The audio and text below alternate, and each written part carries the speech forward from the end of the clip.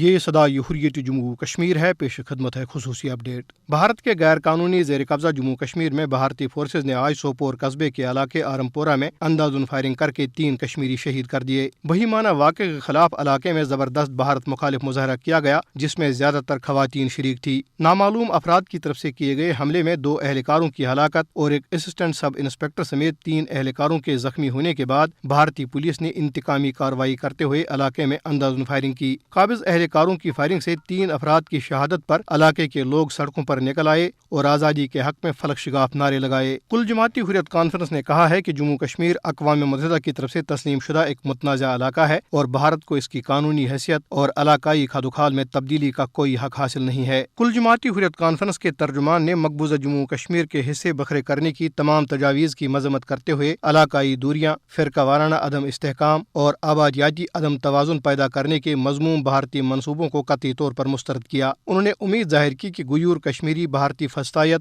اور توسیع پسندی کا ڈٹ کر مقابلہ کریں گے۔ ترجمان نے مقبوضہ علاقے میں بڑے پیمانے پر بھارتی فوجوں کی تعیناتی، مسلمانوں کی نسل کشی اور قابض بھارتی فوجوں کے ہاتھوں بنیادی حقوق کی سنگین خلاف ورزیوں کا حوالہ دیتے ہوئے اقوام متحدہ کے سیکرٹری جنرل پر زور دیا کہ وہ عالمی ادارے کی طرف سے تسلیم شدہ ایک متنازع خطے میں مسلمانوں کی اکثریت ختم کرنے کے لیے غیر قانونی بھارتی اقدامات کا سخت نوٹس لیں۔ خصوصی اپ ڈیٹ ختم ہوا۔ کشمیری شہداء کی قربانیاں کبھی رائیگاں نہیں ہوں گی اور نہ ہی کشمیری سانحہ چوٹا بازار کے شہیدوں اور 2010 کی بھارت کے خلاف انتفاضہ کی تحریک کے دوران جام شہادت نوش کرنے والے اپنے شہداء کی قربانیوں کو فراموش کر سکتے ہیں۔ طفیل متو جیسے جواں سال کشمیری شہداء ہی دراصل کشمیریوں کی تحریک آزادی کا اصل اثاثہ ہیں۔ ہر شہادت کے بعد کشمیریوں کی تحریک آزادی اپنے منزل کے قریب تر ہو رہی ہے۔ کشمیری شہداء کی قربانیوں سے تنازع کشمیر جہاں عالمی سطح پر اجاگر ہوا، وہاں بھارت کی ریاستی دہشت گردی کے نتیجے میں کشمیریوں کی المناک سانحات میں شہادتوں کے باوجود کشمیریوں کے جذبے حریت اور بھارت کی جبری غلامی سے آزادی حاصل کرنے کے عزم،